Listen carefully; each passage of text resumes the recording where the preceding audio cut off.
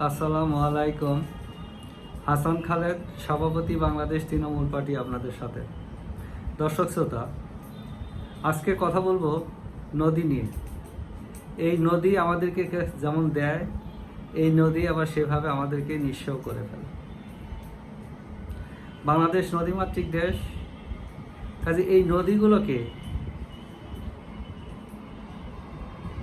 এই নদীগুলো থেকে আমাদের অর্জন করতে হবে। এই নদীগুলো যাতে আমাদেরকে ধ্বংস না করতে পারে সেই ব্যবস্থা করতে হবে। এই নদীগুলো নাব্যতা বজায় রাখতে হবে, নদীগুলো তীর সংরক্ষণ করতে হবে। আমরা এখানে দুই ধরনের সন্ত্রাসী কর্মকাণ্ড বাংলাদেশে দেখি। একটা মানুষ সন্ত্রাসী করে লুটপাট করে নিয়ে যায়, এরা করে মানুষ মেরে ফেলে, এরকম দুর্বৃত্তরা আছে। নদীও একটা সন্ত্রাসী। নদীর পোল ভেঙে আমাদেরকে নিঃস্ব করে ফেলে, বাড়িঘর ধ্বংস করে দেয়, জনপদ ধ্বংস করে দেয়, প্রকৃতি ও পরিবেশ ধ্বংস করে দেয়, ভূপৃষ্ঠের উষ্ণতা বেড়ে যায়, নদীর তলদেশের উচ্চতা বেড়ে যায়, পানি ধারণ ক্ষমতা কমে যায়, খরা মৌসুমে পানি পাওয়া যায় না। নদী ভাঙনের ফলে মানুষ বাস্তুহারা হয়ে যাচ্ছে, নগরমুখী হয়ে যাচ্ছে, মানবতার জীবনযাপন করতেছে। এই জায়গা থেকে রক্ষা করার জন্য বাংলাদেশ তৃণমূল পার্টি প্রতিজ্ঞাবদ্ধ। বাংলাদেশ তৃণমূল পার্টি এটার একটা নীতি নির্ধারণ করেছে, হলো সব নদীগুলোকে শাসন করতে হবে। কোনো নদী যাতে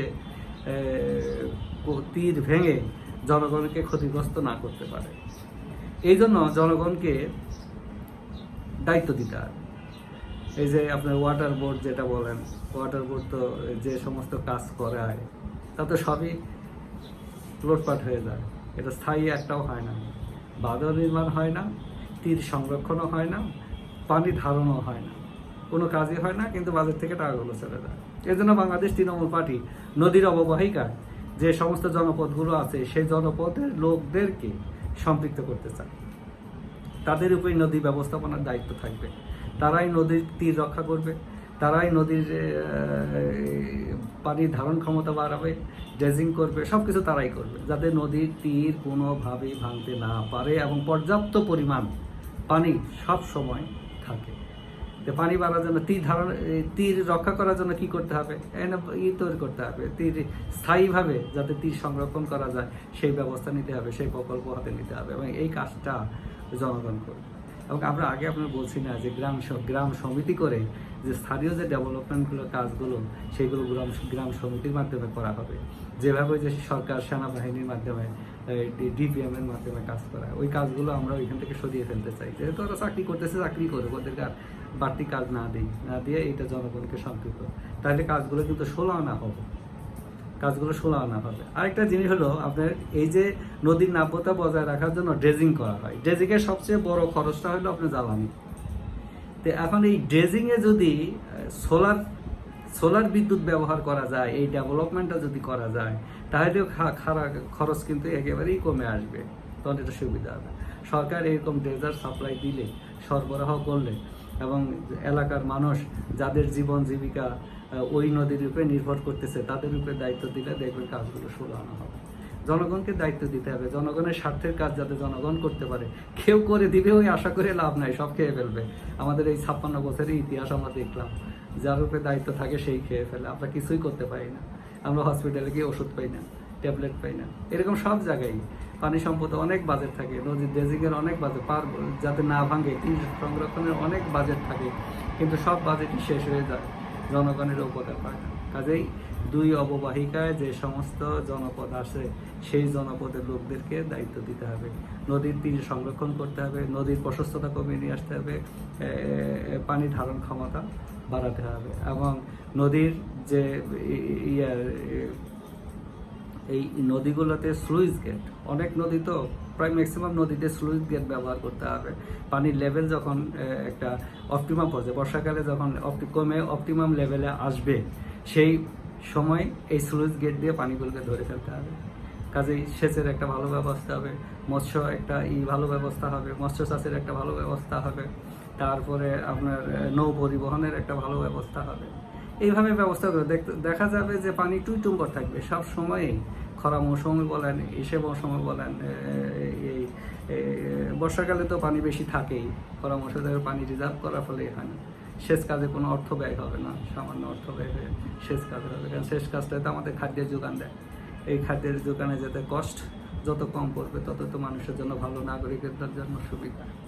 তো এই হলো অবস্থা। আর নদী ভাঙন দেখেন, নদীর কোল যদি আমরা ভাঙা 30 যদি সংরক্ষণ না করতে পারি, প্রতিটা বছর ভেঙে দিয়ে জনপদ ক্ষতিগ্রস্ত করে মানুষকে নিঃস্ব করে বাস্তুহারার সংখ্যা কিন্তু বাড়তেছে।